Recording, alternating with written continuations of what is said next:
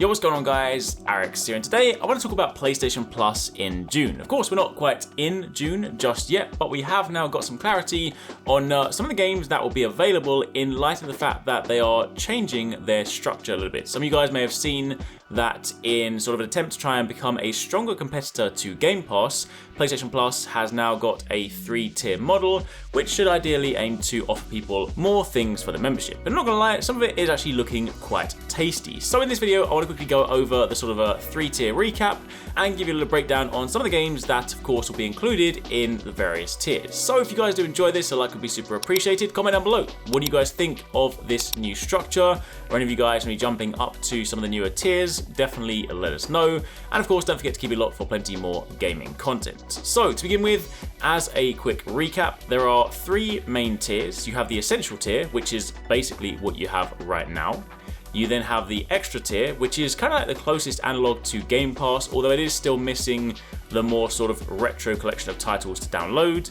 And you then have the Premium option, which is everything I've just spoken about, plus PlayStation 3 Streaming. There is also Deluxe, which is basically for markets that don't have PS3 Streaming as an option, so those are effectively your tiers. Now, it's worth noting when it comes to the games and the availability, Extra and the Premium or the Deluxe plans of PlayStation Plus will give you access to a whole range of games from Sony Studios. There is a pretty extensive list. You can see some of them scrolling on screen right now. I will also link the blog post down below if you guys want to check out absolutely every single one, but to cherry pick just a few, this includes games like the brand new Demon's Souls, which of course is fantastic. If you guys are looking for something to scratch that Soulsborne itch now you've maybe finished Elden Ring, definitely do check that game out. You've of course got Ghost of Tsushima, God of War, of course fantastic title, and in light of hopefully God of War Ragnarok coming out later on this year, that is definitely one to play if you haven't done so already.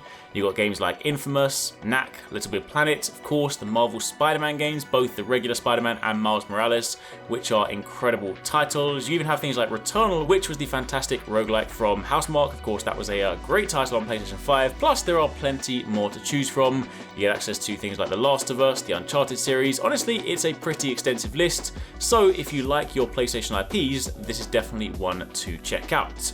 However, it is also worth noting this also gives you access to third-party games as well. Once again, the list is pretty extensive, to be fair. You can see some of them scrolling on screen right now, but to call out a few, of course, Assassin's Creed Valhalla, if you're looking for an epic, large-scale adventure, something that will give you tons and tons of hours of game time. You, of course, have things like Batman Arkham Knight, you have Control, Red Dead Redemption 2, even Naruto Shippuden, shout out to the Naruto fans out there, that game is solid. But it's also worth noting, if you are a Premium or Deluxe member, you also get access to some PS1 and PSP classics, although it is worth noting, from what we've heard so far, these don't seem to be emulated correctly at the moment, so whether that is something they adapt in the future will of course remain to be seen, but this of course includes things like Ape Escape, Hot Shots Golf, Tekken 2, Worms Armageddon, and of course a whole range of remasters as well, things like Ape Escape 2, Jak 3, Bioshock Remastered.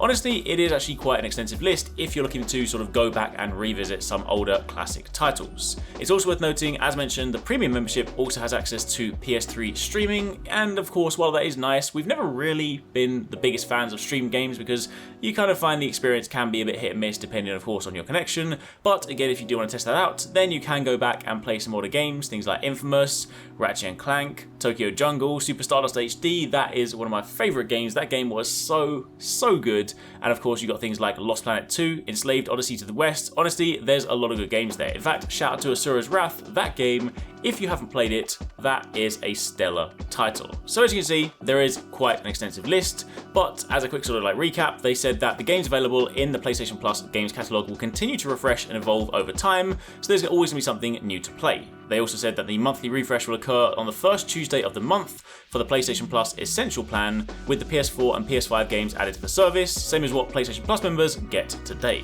An additional monthly refresh will also occur in the middle of each month with new games across the PlayStation Plus Extra and Premium or Deluxe plans, and the number of games refreshed will vary per month. So there's actually a fair amount of things to look forward to. But that, friends, is a little kind of rundown on what we have so far. Again, let me know in the comments down below what you guys think of this. Let me know if you are jumping into any of the new plans, and if you've missed any of our recent videos, you can check out one of these ones linked on screen, but otherwise, keep it locked for plenty more gaming content.